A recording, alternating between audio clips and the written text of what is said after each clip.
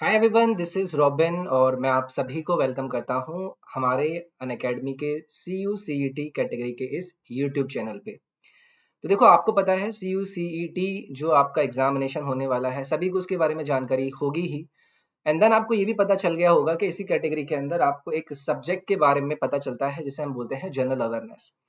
General awareness के सभी subjects को मैं रॉबिन शर्मा आपको अनअकैडमी के प्लस प्लेटफॉर्म पर सी यू सी टी की कैटेगरी के अंदर पढ़ाने वाला हूं, जहां पर मैं डिस्कशन करूंगा आपसे history, polity, geography, economy, physics, chemistry, biology जैसे सब्जेक्ट से। तो अपने इस वाईटी सेशन के अंदर आज हम शुरुआत करेंगे पॉलिटी के ऊपर बेस्ड कुछ अलग अलग एग्जाम्स में या फिर पॉलिटी के अलग अलग चैप्टर्स से बनने वाले एमसीक्यूज को, यानी कि मल्टीपल चॉइस क्वेश्चंस को। तो चलो शुरू करेंगे अपनी इस क्लास को। लेकिन शुरुआत करने से पहले एक बहुत बड़ी अनाउंसमेंट मैं आपको देना चाहता हूं कि 16th ऑफ मार्च, जो कि आपकी आज है, इस डेट का आप फायदा उठा सकते हैं, क्योंकि अनअकैडमी ने अनाउंस किया है 14 टू 16 मार्च के अंदर एक बहुत बड़ा ऑफर। ये ऑफर आपको बोलता है कि आप अनअकैडमी की किसी भी कैटेगरी के अंदर अपने सब्सक्रिप्शन अमाउंट के अंदर 20% का ले सकते हैं डिस्काउंट। तो इस 20% डिस्काउंट को अवेल करने के लिए आज आपके पास आखिरी दिन है, तो आज ही आपको ये वीडियो भी मिल रही है। तो मेक श्योर आप अनअकैडमी की सी यू सी टी की कैटेगरी के अंदर अपना सब्सक्रिप्शन लें, जहां पर आपको 20% का डिस्काउंट मिलेगा आपके सब्सक्रिप्शन मॉडल में। जो कोड आपको यहाँ पर यूज करना है इस डिस्काउंट को अवेल करने के लिए, वो है ROB और साथ में आपको लगाना है 10। ये कोड आपको यूज करना है, जो कि आपको आपके कंप्लीट सब्सक्रिप्शन अमाउंट में आपको डिस्काउंट दिलाएगा। तो ये एक बहुत बड़ी अनाउंसमेंट थी जो कि हमें अपने सेशन के थ्रू आपको देनी थी। तो फिर चलिए हम अपने सेशन को शुरू करेंगे। ये कुछ मेरे बारे में, मैं डिफेंस मिनिस्ट्री के अंदर एज अ ऑडिटर सेलेक्टेड हूँ। CGL 2018 एग्जाम मैंने क्लियर किया है। 2018 का CHSL भी एग्जाम मैंने क्लियर कर रखा है। इसके अलावा मैं जीएस पढ़ाता हूँ अनअकैडमी के प्लेटफॉर्म पर, और आपको आपकी इस CUCET की कैटेगरी के अंदर भी मैं आपको जीएस कंप्लीटली पढ़ाने वाला हूँ। 4 साल से ज्यादा मेरे पास जीएस पढ़ाने का एक्सपीरियंस है। तो चलिए फिर अनअकैडमी पर आप मुझसे जुड़िएगा, देखेंगे वहां पर। इसके अलावा देखो, अनअकैडमी का जो टेलीग्राम चैनल है, इसका लिंक आपको डिस्क्रिप्शन में मिल जाएगा। तो मेक श्योर आप इस लिंक पर क्लिक करके इस टेलीग्राम को जरूर ज्वाइन कर लीजिएगा। जैसे कि आज के सेशन की जो पीडीएफ होगी वो भी मैं आपको उसी टेलीग्राम के ऊपर डालकर प्रोवाइड कराऊंगा। जो भी स्पेशल क्लासेस आपकी कैटेगरी के अंदर होंगी, उसके लिंक्स आपको वहां पर प्रोवाइड कराए जाते हैं, और जो भी नई अपडेट्स होती हैं वो आपको टेलीग्राम पर मिलती है। तो आप CUCET के इस लिंक पे जाकर क्लिक करके जरूर उसको ज्वाइन कर लीजिएगा। डिस्क्रिप्शन में आपको वो लिंक मिल जाएगा। देखो, सब्सक्रिप्शन के कुछ फीचर्स हैं। मैं अगर बात करूं, आपको वहां पर लाइव क्लास देखने का मौका मिलेगा। आप अपने घर से बैठे हुए वो सारी चीजें एक्सेस कर सकते हैं। अनलिमिटेड कोर्सेज, अगर आप अपना सब्सक्रिप्शन लेते हैं तो हर एजुकेटर की क्लास वहां पर आपको मिल पाएंगी। और ऑब्वियसली देखो, अनअकैडमी की हम बात करें तो Unacademy is known for the best faculties available in the market. तो आपको सारे के सारे फैकल्टीज को अगर यहाँ पर एक्सेस करना है, तो एक सब्सक्रिप्शन अमाउंट में आप सभी को एक्सेस कर पाओगे। रेगुलर आपकी डाउट क्लासेस होंगी। एग्जॉस्टिव कवरेज आपको पूरे के पूरे सिलेबस का कराया जाएगा। मेंटरशिप एंड गाइडेंस आपको यहाँ पर दी जाएगी। पीडीएफ, जो कि स्टडी मटेरियल का सबसे बड़ा वेटेज होता है, वो यहाँ पर आपको प्रोवाइड कराया जाएगा। Practice test, live test series और बैच कोर्सेज, ये कुछ ऐसे फीचर्स हैं जो कि आपको आपके इस पूरे के पूरे अनअकैडमी सब्सक्रिप्शन फीचर के अंदर मिलते हैं। डेली प्रैक्टिस सेक्शन आपके लिए यहाँ पर अवेलेबल है। Weekly mock test series. तो this is the one point solution. आपको अलग अलग जानने की जरूरत नहीं है, हर चीज अवेलेबल है। तो बढ़िया है ना। फिर हमसे जुड़िए, हमसे बातें कीजिए हमारी लाइव क्लासेस के अंदर आके। ये देखो, इनकी प्राइसिंग है, और 3 मंथ का जो टोटल आपका पड़ता है पर मंथली, वो इतना पड़ता है। तो आप जरूर इसको यूज कीजिएगा, और जो आपको डिस्काउंट कोड यूज करना है वो करना है ROB10। जरूर इस कोड को आप यूज कीजिए, ताकि आपको आपके सब्सक्रिप्शन अमाउंट में क्या मिल जाए, डिस्काउंट मिल जाए। ठीक है। तो फिर चलो आगे बढ़ते हैं। इसके अलावा देखो, अनअकैडमी के ऊपर ये सारे के सारे एजुकेटर्स आपको यहाँ पर पढ़ा रहे हैं। कोर्स ए के अंदर आपका ये बैच लॉन्च्ड है। सभी एजुकेटर यहाँ पर आपको पढ़ाएंगे। इसके अंदर एनरोल करके आप सारे के सारे अपने सिलेबस को कंप्लीट कर सकते हैं। यूजीसी साइंस का आपको यहाँ पर देखने के लिए मिलेगा। तो जरूर जुड़िए, इन सारी क्लासेस को लेकर लाइव मॉक टेस्ट आपको यहाँ पर अवेलेबल होंगे। ये कॉम्बो का यहाँ पर सब्सक्रिप्शन मॉडल है। तो आप इसको भी यहाँ पर पार्ट ए और पार्ट बी का अवेल कर सकते हैं। डिस्काउंट वही आपको यूज करना है, ROB10। ठीक है।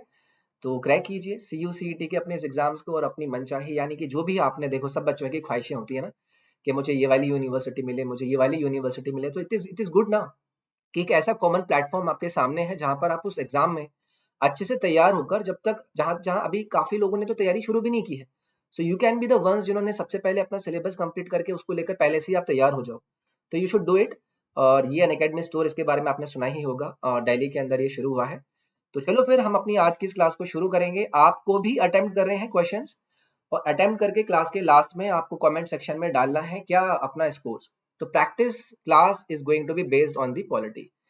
देखो, हो सकता है आप में से काफी लोगों ने पॉलिटी अभी तक नहीं पढ़ी हो, लेकिन यहाँ पर मैं आपको एक आइडिया देने की कोशिश करूंगा कि आपके एग्जाम में आपसे सवाल कैसे पूछे जाते हैं, और इन सवालों के पीछे की जो थ्योरी होती है उसको अगर आपको पढ़ना है तो आप हमसे जुड़कर उन सारी की सारी थ्योरी को एक सीक्वेंशियल वे में कैसे कवर कर सकते हैं। तो शुरुआत करेंगे हम अपनी इस प्रैक्टिस क्लास की पहली क्वेश्चन का। आपको मैं 5 सेकेंड दूंगा, 5 सेकेंड का आपके पास समय रहेगा, उसके बाद मैं उसका आपको आंसर बताऊंगा और फिर मैं उसको आपके लिए एक्सप्लेन करूंगा। थोड़ा थोड़ा गैप लेंगे, ज्यादा गैप नहीं लेंगे वरना सेशन बहुत बड़ा हो जाएगा और आपके लिए भी उतना फ्रूटफुल नहीं हो पाएगा। ठीक है, तो पहला सवाल आपकी स्क्रीन पर ये रहा। सवाल को पढ़िए, और हिंदी और इंग्लिश दोनों ही माध्यम में दिया गया है, तो हम दोनों ही माध्यम वाले विद्यार्थियों का पूर्णतः समर्थन करते हैं। तो सवाल आपके सामने है, आंसर कीजिए। Who among the following was not a member of the drafting committee of the Indian constitution? निम्नलिखित में से कौन भारतीय संविधान की मसौदा समिति के सदस्य नहीं थे? सवाल को एक्चुअली में हमें बहुत ध्यान से पढ़ना होता है। जैसे कि यहाँ पर मैंने आपको बताया, यहाँ पर आपने क्या चीजें पूछी गई हैं। पहले आपको ये पता होना चाहिए कि कौन थे, और जब आपको ये पता होगा कि कॉन्स्टिट्यूएंट असेंबली के कौन मेंबर्स थे, तब आप बता पाएंगे ना कि कौन नहीं थे। तो एक बार आपको मैं यहाँ पर 10 सेकंड का समय दूंगा, आप बताइए कि करेक्ट आंसर क्या होगा, और मैं आपसे लास्ट में आपका स्कोर भी जानूंगा।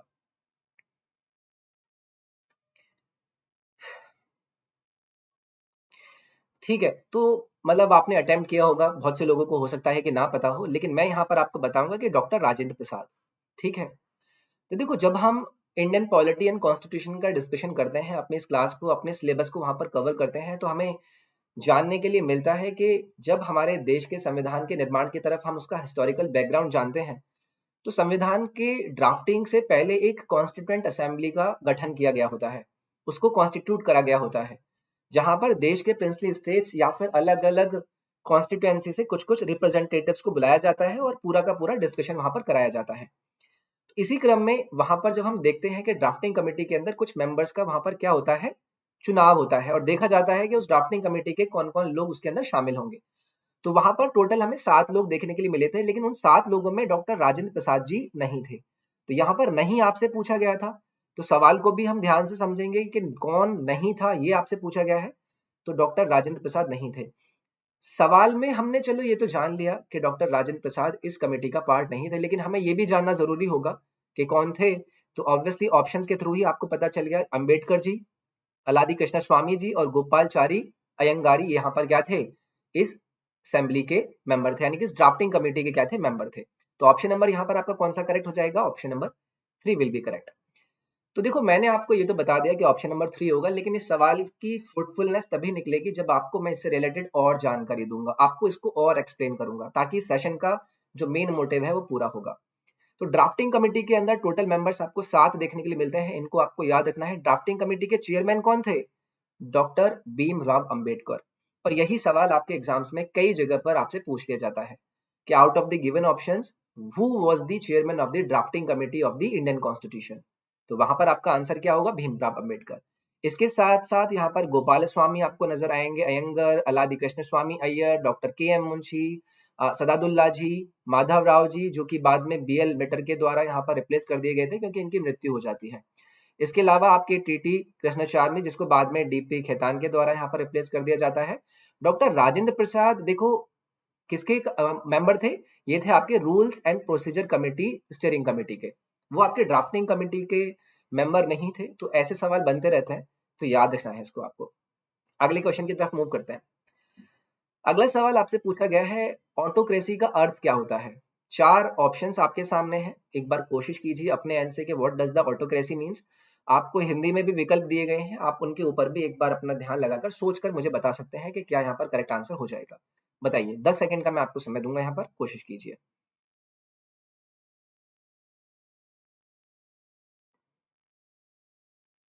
तो ठीक है, आपने सोचा होगा अपने एंड से कि भाई ऑटोक्रेसी का अर्थ क्या होता है। देखो, इसमें आपको एक रूट वर्ड देखने के लिए मिल रहा है which is known as auto.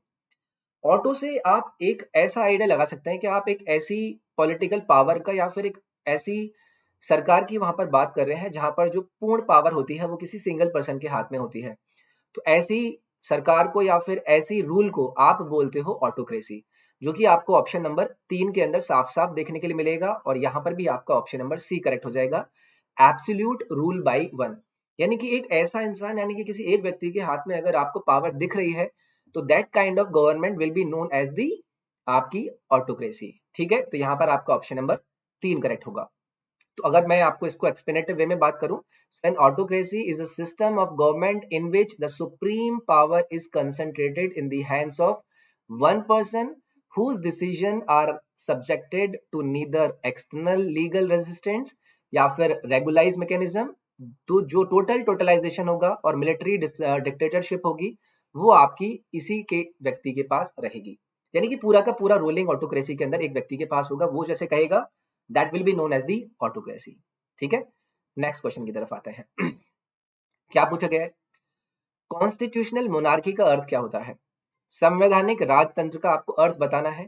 4 options आपको दिए गए हैं, कोशिश कीजिए और मुझे बताने की यहाँ पर अपने ऑप्शंस में बताइए कि कौन सा करेक्ट आंसर आपका यहाँ पर हो जाएगा।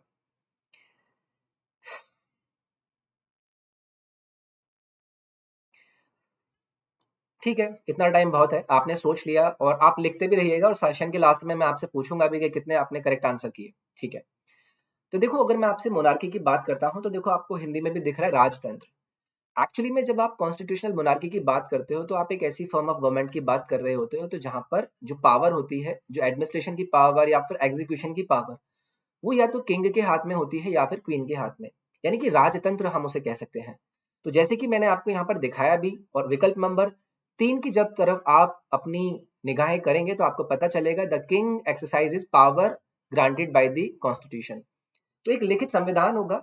संविधान मतलब वही जिसके आधार पर आप अपने समाज के अंदर सारी बातों को मैनेज करेंगे, but that exercise power will be granted by home, यानी कि done by home, the king और द क्वीन। तो यहां पर हम बात करते हैं कॉन्स्टिट्यूशनल मोनार्की की, ऑप्शन नंबर 3 में। तो कॉन्स्टिट्यूशनल मोनार्की एक इस तरीके की सरकार होती है जहां पर कोई भी किंग या फिर क्वीन एक्ट करते हैं as the head of the state. बाकी आप जो भी जानकारी मैंने इस सवाल से रिलेटेड आपको दी, आप उसको भी एक बार देख लीजिएगा, क्योंकि ऐसे सवाल क्या होते हैं ना, हमें कंफ्यूज कर देते हैं। हमें ये तो चलो पता होता है कि व्हाट इज दी मोनार्की, लेकिन हमें कॉन्स्टिट्यूशनल वे में मोनार्की को चलाने की बात करूंगा तो you will be reacting as the head of the state. काम आप कॉन्स्टिट्यूशनली ही करोगे लेकिन you will be working on the basis of the constitutional grounds. Okay,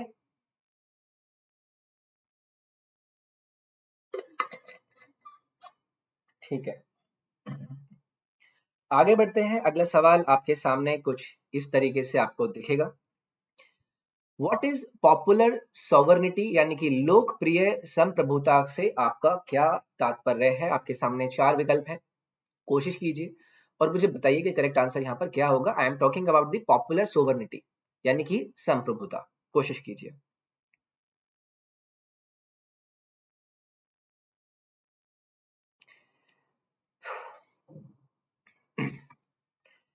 तो देखो पॉपुलर अगर मैंने कहीं पर भी आपके लिए शब्द यूज कर दिया ना, तो पॉपुलर कहीं ना कहीं ये चीज आपको दर्शा देता है कि आप बात कर रहे हो लोगों की। आप लोगों के द्वारा चाहते हो या फिर लोगों को देना चाहते हो सोवर्निटी, यानी कि उनको फ्रीडम। ये फ्रीडम किस तरीके की होगी? ये फ्रीडम होगी कि वो चुनाव कर पाए, अपने सामने लोगों को या फिर अपने सामने होता हुआ जो भी कामकाज है उसके अंदर अपना हस्तक्षेप कर पाए। तो if I am talking about the popular sovereignty तो that means I am talking about the sovereignty of the people. तो इस तरीके से आप इस चीज को समझ सकते हैं, जो कि आपको यहाँ पर ऑप्शन नंबर डी को बता देगा करेक्ट। ठीक है, so popular sovereignty is the principle जो कि क्या करता है, which tells that the authority of the government is created and sustained by the consent of the people. यानी कि रूल होगा लोगों का, लोग ये डिसाइड करेंगे कि उनको किसको इलेक्ट करना है, एंड द इलेक्टेड रिप्रेजेंटेटिव्स जिनको लोगों ने सेलेक्ट करा है, they will be handling the political power. उनके द्वारा सारी की सारी पॉलिटिकल पावर को क्या कराया जाएगा, संचालित कराया जाएगा, यानी कि चलाया जाएगा।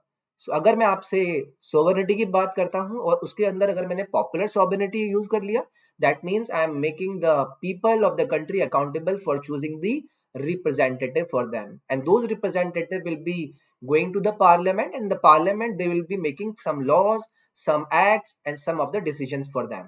तो ये होती है आपकी पॉपुलर सोवर्निटी। यहाँ पर आपका ऑप्शन नंबर डी करेक्ट होगा। आगे बढ़ते हैं।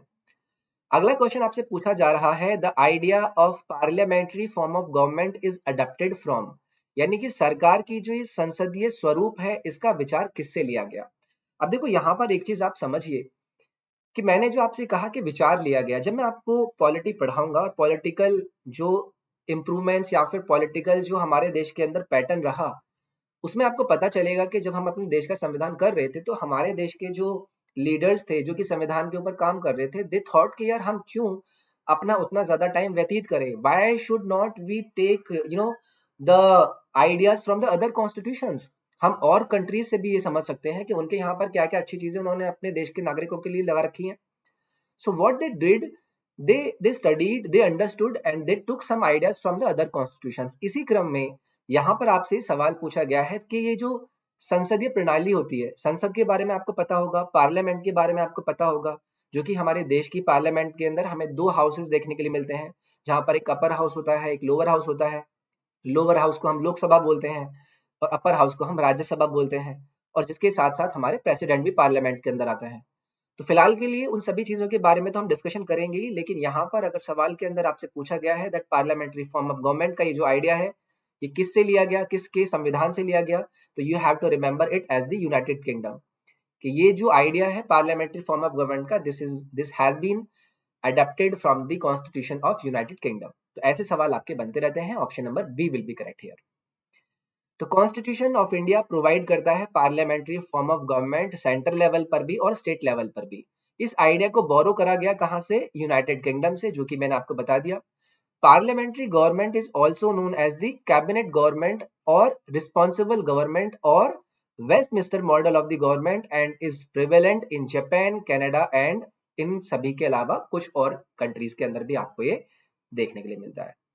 तो अच्छा सवाल था, आई होप आपको क्लियर हुआ होगा। आगे बढ़ते हैं, अगले सवाल पर बढ़ते हैं। नेक्स्ट क्वेश्चन आपके सामने है।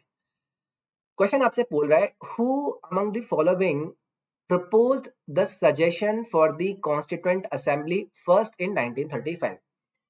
तो देखो जब मैं आपको हिस्ट्री पढ़ाऊंगा तो हिस्ट्री के अंदर हमारे देश के अंदर कुछ बहुत बड़े बड़े ना एक्ट्स आए थे, गवर्नमेंट ऑफ इंडिया एक्ट्स, मैं उसके बारे में आपको वहीं पर बताऊंगा।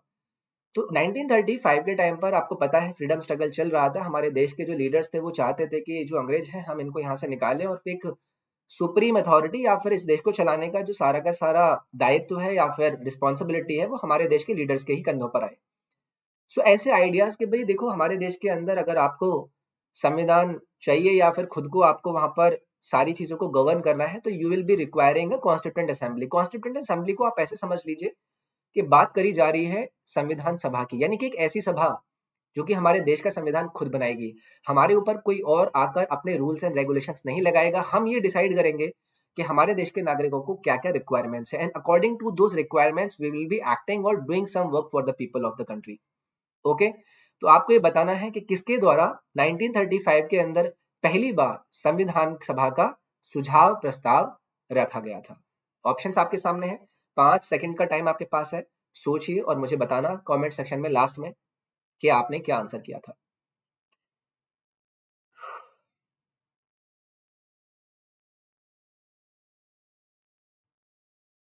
तो देखो ये जो सवाल है ये कई बार अलग अलग एग्जाम्स में आपसे पूछा जाता रहा है, लेकिन यहाँ पर अगर मैं बात करूंगा कि पहली बार अगर इस आइडिया की बात करी जाए तो वो दिया गया एम एन रॉय के द्वारा।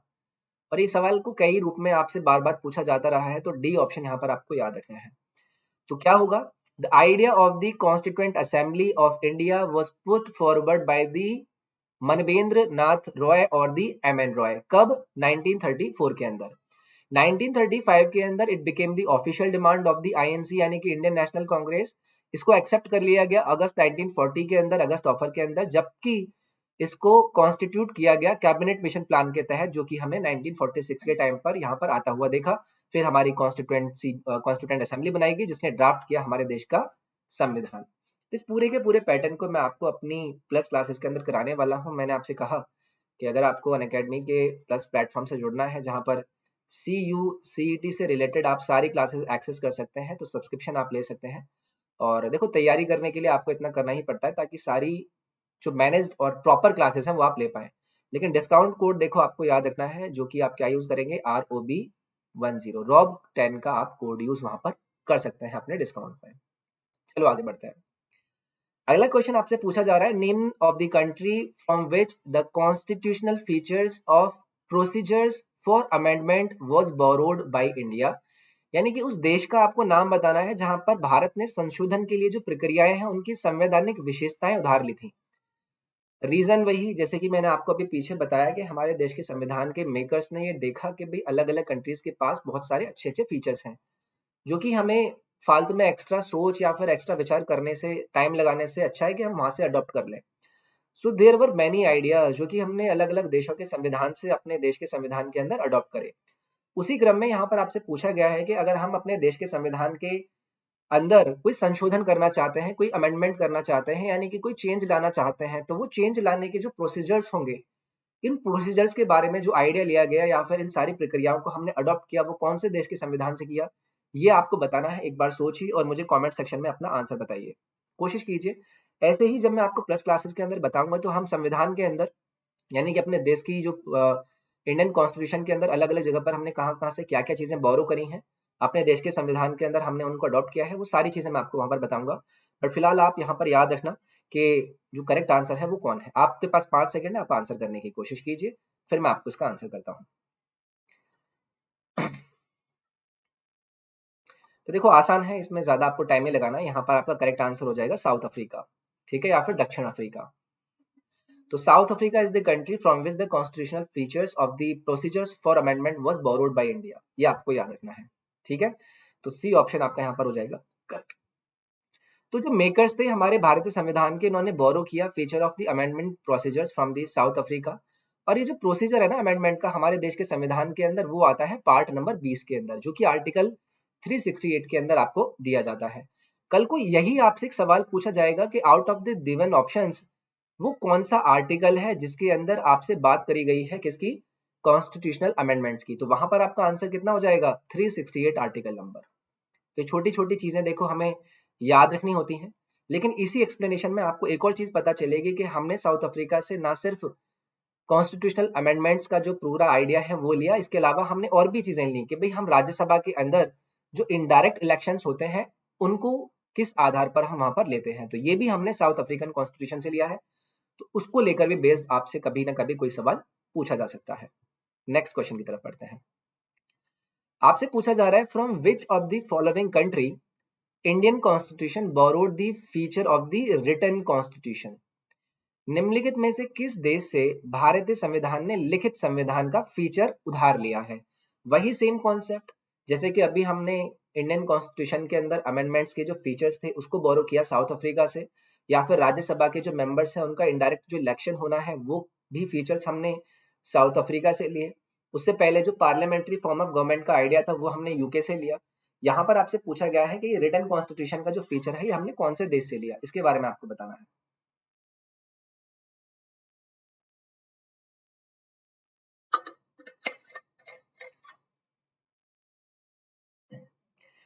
तो देखो आसान सवाल है, जब आप एक बार इन चीजों को जान जाते हैं ना तो फिर इसमें ऐसी कोई प्रॉब्लम आती नहीं है। तो ये रिटन कॉन्स्टिट्यूशन का जो फीचर है ये लिया है हमने यूनाइटेड स्टेट्स ऑफ अमेरिका से, ठीक है।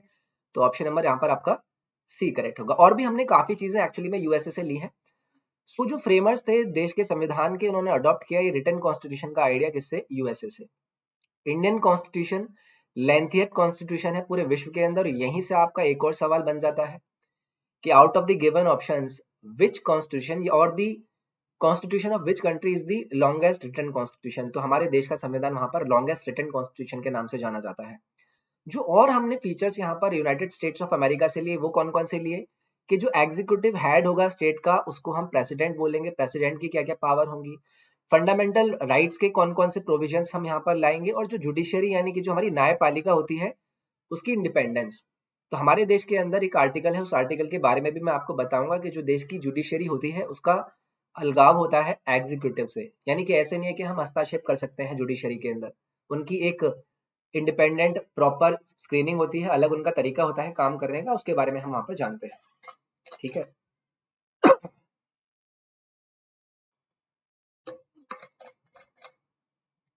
ओके अगले क्वेश्चन पर हम आएंगे। अगला क्वेश्चन आपसे क्या कह रहा है, in which of the following acts the territorial division of governance in India was done. तो देखो, जब मैं आपको हिस्टोरिकल बैकग्राउंड दूंगा ना आपके कॉन्स्टिट्यूशन ऑफ इंडिया का, तो वहां पर ये सारी चीजें बताऊंगा कि किस किस तरीके से आपके एक्ट्स आ रहे थे, कौन कौन से एक्ट्स के अंदर क्या क्या काम करे जा रहे थे, किस तरीके से वहां पर जो टेरिटोरियल जो डिवीजन करा गया था गवर्नेंस का, उसको हटा दिया गया था। तो सवाल तो आप समझ ही गए होंगे, फिलहाल आप कोशिश कीजिए अपने आधार पर कि आप इस सवाल का करेक्ट आंसर क्या दे पाएंगे। तो मैं ज्यादा आपसे यहाँ पर टाइम नहीं लूंगा। करेक्ट आंसर है आपका यहाँ पर गवर्नमेंट ऑफ इंडिया एक्ट 1858, यानी कि भारत सरकार अधिनियम 1858।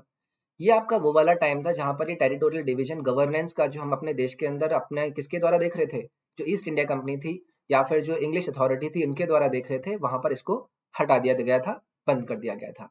ठीक है, तो यहाँ पर अगर मैं एक्सप्लेन करूं, तो government of India act 1858, this is also known as the act of the good governance in India. जिसके बाद जो लिक्विडेशन है ईस्ट इंडिया कंपनी की, वो खत्म हो गई और ट्रांसफर कर दिया गया पावर को, किसको, गवर्नमेंट को। टेरिटरीज और रिवेन्यूज किसके पास भेज दिए गए, ब्रिटिश क्राउन के पास। कंपनीज की जो टेरिटरीज थी इंडिया के अंदर, उसको क्वीन के अधीन ला दिया गया।